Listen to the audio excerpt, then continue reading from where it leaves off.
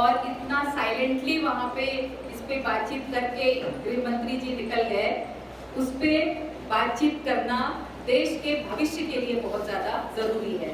देश के भविष्य के लिए, इस देश के संविधान को बचाने के लिए भी उस पर बात करना आज बहुत ज़्यादा ज़रूरी है।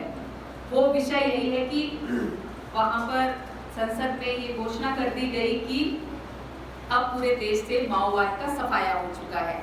तो ये जब वो माओवाद का सफाया हो चुका है तो इससे बहुत सारे लोग खुश भी हो सकते हैं, जिनके दिमाग में ये है कि माओवाद मतलब कि कुछ इंसर्जेंट लोग, मतलब कुछ उग्रवादी लोग या कुछ ऐसे लोग जो सरकार के खिलाफ लड़ रहे हैं। लेकिन ये बात सही भी है, जो सरकार के खिलाफ लड़ रहे हैं, लेकिन सरकार के खिलाफ वो लड़ रहे हैं तो उनका एक मकसद भी है लड़ने का, और उससे भी उसके साथ ही उसके जितना ही बड़ी महत्वपूर्ण बात ये है कि वो जिनके लिए लड़ रहे हैं या जिस वजह से लड़ रहे हैं, जिनके लिए भी नहीं, क्योंकि आदिवासी ही माओवादी है, माओवादी ही आदिवासी है, जहाँ से उनके सफाई की बात की जा रही है उस दूर की बात है। इंसान तक के लिए जिसने अपने श्रम से इस दुनिया को बनाया है, उसके लिए कोई जगह नहीं है। तो ये अर्थव्यवस्था जो साम्राज्यवाद के हाथ में, जो इंपीरियलिज्म के हाथ में केंद्रित हो गई है, वो अर्थव्यवस्था दरअसल मंदी के दौर में पहुंचते हुए कगार पे पहुंच गई है। और ये जो ऑपरेशन कगार है, ये दरअसल उनकी मंदी का कगार है। ये वो हमें कगार पे, यानी ये जो मुनाफा केंद्रित अर्थव्यवस्था है, ये बार बार जो कगार पे पहुंच जा रही है, इसके बाद अब उसका कुछ नहीं हो सकता है, जिसके कारण से पैनिक हो गए हैं। और उस पैनिक होने की वजह से ट्रम्प जैसा शासक, हसदेव का जंगल है, उसको उजाड़ा गया। आप सभी लोगों को पता है, वहां पे भी आदिवासी रहते थे। वहां पे विकास के लिए क्या किया गया कि 1600 मेगावाट की ultra super critical thermal power योजना लगाई गई, जो कि 21 करोड़ रुपए की लागत से बना है। और उसमें अनूपपुर में एक जो है संयंत्र, मतलब आप इससे देखिए कि अडानी के, अंबानी के, जिंदल के कितने सारे प्रोजेक्ट विकास करने के लिए वहां पे भेजे गए हैं। तो मध्य प्रदेश में थर्मल पावर प्लांट लगाया गया, अनूपपुर में लगाया गया, जो कि कोयला आधारित थर्मल नहीं कर पा रही है।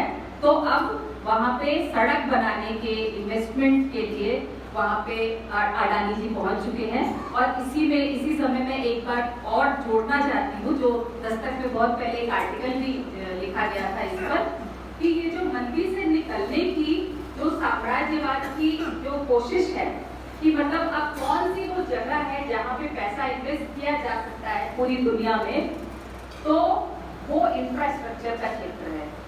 मतलब अभी भी पूरी दुनिया में, खास तौर पे जो एशिया के देश हैं, वहाँ पे इंफ्रास्ट्रक्चर में इन्वेस्टमेंट।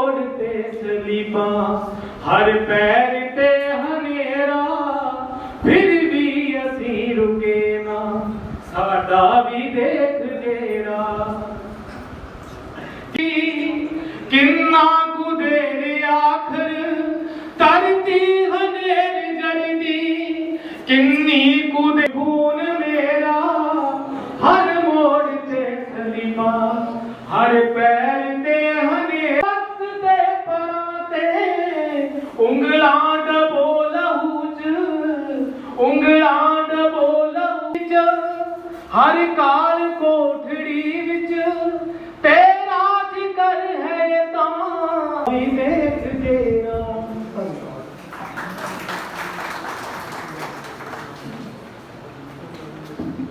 बहुत धन्यवाद जी। हुण मैं बेनती करदा बेटी मौसम के समाजिक कारकुन ने, उन्होंने बेनती करदा कि कृपा करके मंच ओ यारो सानू नहीं भुलनी, ओ ना मित्रा दी याद प्यारी, हस हस गई ओए हड़ियो, हस हस जिंदड़ी वारी, यारो सानू नहीं भुलनी, यारो सानू नहीं भुलनी। साडी ਸ਼ਹਿਰੀ ਆਜ਼ਾਦੀਆਂ ਦੀ ਲਹਿਰ ਦੀ ਇੱਕ ਸਾਡੀ ਮਾਂ ਨੇ ਆਪਾਂ ਉਹਨਾਂ ਦੇ ਵਿਚਾਰ ਸੁਣਾਂਗੇ, ਮੁੱਖ ਵਕਤਾ ਦੇ ਤੌਰ ਤੇ ਉਹ ਵੀ ਬੋਲਣਗੇ। ਤੇ ਅੱਜ ਦੇ ਇਸ ਸਮਾਗਮ ਦੇ ਵਿੱਚ ਮੈਂ ਸ਼ੁਰੂ ਵਿੱਚ ਹੀ ਇਹ ਤੁਹਾਡੇ ਨਾਲ ਸਾਂਝਾ ਕਰ ਦੇਣਾ ਚਾਹੁੰਦਾ, ਲੋਕਾਂ ਦੇ ਮਸਲਿਆਂ ਦੇ ਉੱਤੇ ਲਿਖਦੇ ਆ, ਬੋਲਦੇ ਆ, ਡਟ ਕੇ ਨਿਰਧੜਕ ਆਵਾਜ਼ ਹੈ ਜਿਹੜੇ ਡਟ ਕੇ ਲੋਕਾਂ ਦੇ ਹੱਕ ਦੇ ਵਿੱਚ ਖੜਦੇ ਆ ਰਹੇ ਆ। ਇਸੇ ਦੀ ਕੀਮਤ ਹੈ ਜਿਹੜੀ ਇਹਨਾਂ ਨੂੰ ਚੁਕਾਉਣੀ ਪਈ ਸੀ ਔਰ 2010 ਤੋਂ ਲੈ ਕੇ 2012 ਤੱਕ ਇਹਨਾਂ ਨੂੰ 2 ਸਾਲ ਜਿਹੜਾ ਜੇਲ੍ਹ ਦੇ ਵਿੱਚ ਬੰਦ ਰੱਖਿਆ ਗਿਆ ਸੀ। ਬੜੇ ਸਖਤ ਕਿਸਮ ਦੇ ਉਸੇ ਤਰ੍ਹਾਂ ਦੇ ਕਾਨੂੰਨ ਲਗਾ ਕੇ ਜਿਹੜੇ ਆਪਾਂ ਦੇਖਦੇ ਹਾਂ ਕਿ ਵੱਖ-ਵੱਖ ਜਮਹੂਰੀ ਹੱਕਾਂ ਦੇ ਕਾਰਕੁਨਾਂ ਨੂੰ ਤੇ ਹੋਰ ਲੋਕ ਕਾਰਕੁਨਾਂ ਨੂੰ ਕੁਚਲਣ ਵਾਸਤੇ ਲਗਾਏ ਜਾਂਦੇ ਆ।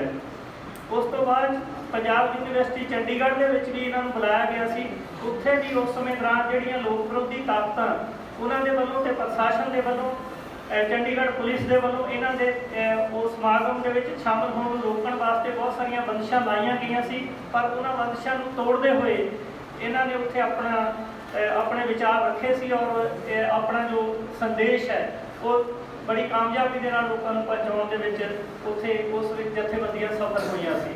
ਅੱਜ ਉਹ ਫਿਰ ਸਾਡੇ ਦਰਮਿਆਨ ਵਿਰਾਜਮਾਨ ਨੇ, ਉਹਨਾਂ ਨੇ ਸਾਡੇ ਲਈ ਉਚੇਚੇ ਤੌਰ ਤੇ ਸਮਾਂ ਕੱਢਿਆ। ਅਸੀਂ ਤੁਹਾਨੂੰ ਸਾਰਿਆਂ ਨੂੰ, ਸਾਡੇ ਮੁੱਖ ਵਕਤਾ ਜੀ ਨੂੰ ਜੀ ਆਇਆਂ ਕਹਿੰਦੇ ਹਾਂ ਫਰੰਟ ਦੀ ਸੂਬਾ ਕਮੇਟੀ ਦੇ ਵੱਲੋਂ। ਤੇ ਹੁਣ ਮੈਂ ਜੇ ਜੀਣਾ ਹੈ ਤਾਂ ਲੜਨਾ ਪਊ, ਜੇ ਨਾ ਲੜੇ ਤਾਂ ਮਰਨਾ ਪਊ। ਜੇ ਜੀਣਾ ਹੈ ਤਾਂ ਲੜਨਾ ਪਊ, ਜੇ ਨਾ ਲੜੇ ਤਾਂ ਮਰਨਾ ਪਊ। ਚੰਨ ਸੂਰਜਾਂ ਦੀ ਲੋ, ਜਲ ਜੰਗਲ ਜ਼ਮੀਨ। ਚੰਨ ਸੂਰਜਾਂ ਦੀ ਲੋ, ਜੇ ਤੂੰ ਲੜਿਆ ਨਾ ਲੁਕਾ, ਤੈਥੋਂ ਲੈਣਾ ਸਭ ਖੋ। ਜੇ ਤੂੰ ਲੜਿਆ ਨਾ ਲੁਕਾ, ਤੈਥੋਂ ਲੈਣਾ ਸਭ ਖੋ। बताइए। पर्टिकुलर पंजाब का मुझे बहुत ज़्यादा नहीं पता है कि यहाँ पे क्या हाल है, लेकिन पूरे देश का जो हाल है वो यहाँ का भी होगा, मुझे ऐसा लगता है। तो इसलिए पूरे देश के हवाले से मैं यहाँ पे भी बात कर रही हूँ कि बहुत बुरा हाल है और इसीलिए गोदी मीडिया का नाम रखा गया है। जितने भी बहुत ज़रूरी मुद्दे हैं जो इस देश को बहुत लंबे दौर में बहुत प्रभावित करने वाले मुद्दे हैं, उस पर कोई पत्रकार नहीं तो लिख रहा है ना तो बोल रहा है, और जो जिससे किसी लोगों का कुछ लेना देना नहीं है, केवल मनोरंजन के लिए। एक्चुअली पत्रकारिता अभी जो मेन स्ट्रीम मीडिया जिसको कहा जाता है, वो पत्रकारिता केवल चुटकुले सुनाने के लिए, हंसी मजाक के लिए और एक हिंदू माइंडसेट बनाने के लिए, कम्युनल माइंडसेट बनाने के लिए अभी की पत्रकारिता की जा रही है। तो और ये ट्रेंड बहुत तेज़ी से आगे बढ़ रहा है और इसका जवाब वैकल्पिक जो दूसरी अल्टरनेटिव मीडिया है वो दे रही है, जो कि एक जन पक्षधर है, लेकिन उसको क्योंकि उसका दायरा बहुत गवर्नमेंट के द्वारा बहुत ज़्यादा सिकोड़ा जा रहा है, बहुत ज़्यादा उस पर अटैक हो रहे हैं, इसलिए वो जितना कर सकते हैं कर रहे हैं, लेकिन वो काफ़ी नहीं है। इसमें भी एक्टिविस्ट लोगों को आगे आने की ज़रूरत है, मुझे ऐसा लगता है। काउंटर करने के लिए क्या क्या आप सोचती हैं? मीडिया को काउंटर करने के लिए मुझे ऐसा ही लगता है कि बेशक बहुत बड़ा अटैक है, हर तरह मतलब हर तरह का अटैक है। उनको जेल में डालने से लेके, केसेस लगाने से लेके, उनको उठा लेने से लेके बहुत तरह का अटैक है, लेकिन यही किया जा सकता है कि जैसे बाकी देश में बाकी लोग कर रहे हैं, एक्टिविज़म में जो चल रहा है उसको जर्नलिज्म में भी करना चाहिए कि ज़्यादा से ज़्यादा आगे आना चाहिए, और जो इस देश की पॉलिसी को प्रभावित करने वाले मुद्दे हैं उन पे पत्रकारिता होनी चाहिए। जो प्रो पीपल्स मीडिया है उनके जिम्मेदारी कितनी बढ़ जाती है, उनके लिए आप क्या गाइडलाइन सोचते हैं? अगर कोई मतलब प्रो पीपल मीडिया इसलिए प्रो पीपल है कि उसको देश को एक अच्छा देश बनाना है, तो निश्चित तौर पे उनकी जिम्मेदारी बहुत बड़ी है। गणेश शंकर विद्यार्थी को याद कीजिए, जो कि जो देश को आज़ाद कराने के लिए, देश को एक बेहतर देश बनाने के लिए जिस तरह की पत्रकारिता की, उसी तरह की पत्रकारिता करने की आज भी ज़रूरत है। आपको जब जेल के लिए उठाया गया घर से, वो कौन सी पुस्तक थी या कौन सी खबर थी? वो 2-3 चीज़ें थी। एक तो ऑपरेशन ग्रीन हंट चल रहा था, तो उसके खिलाफ एक बुकलेट निकाली थी, मतलब उसको एक्सपोज करने वाला, जिसमें बहुत सारे लोगों के आर्टिकल्स थे। दूसरा, गंगा एक्सप्रेस वे यूपी में बन रहा था, तो उसको एक्सपोज करने के लिए हमने दस्तक की ओर से, अपनी मैगजीन की ओर से एक सर्वे किया था, उसकी एक बुकलेट थी।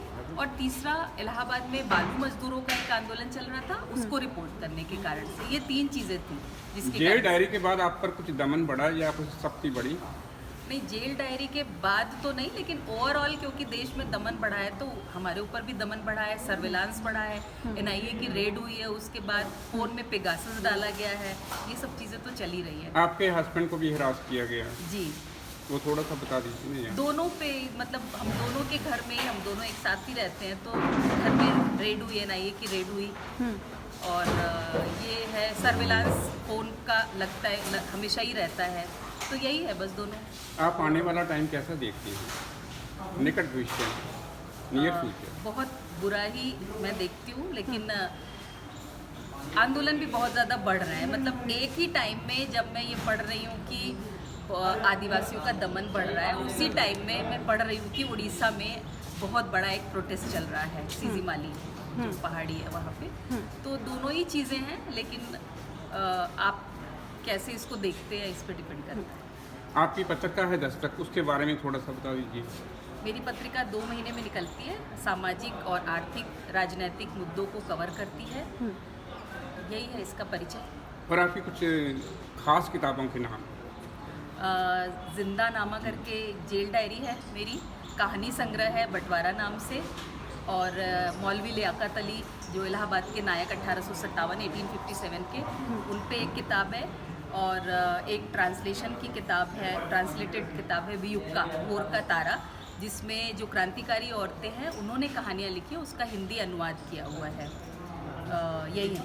चंडीगढ़ पंजाब में आप पहले भी आ चुके, ये कितनी बार आ रही हैं आप इस बार? पहले चंडीगढ़ में भी आ चुकी हूँ, लुधियाना में भी मैं शायद तीसरी बार आ रही हूँ। आप? हाँ, तीसरी बार आ रही हूँ शायद। तो हम जल्दी उम्मीद करें आपकी दोबारा? बिल्कुल, जब भी आप बुलाएंगे। ठीक है जी। और मैम, इतना सब कुछ होने के बाद आपकी मुस्कान बरकरार है, उसके पीछे का राज आप कैसे मुस्कान का राज क्या है, उसकी शक्ति कैसी? आप ही लोग हैं। ठीक है।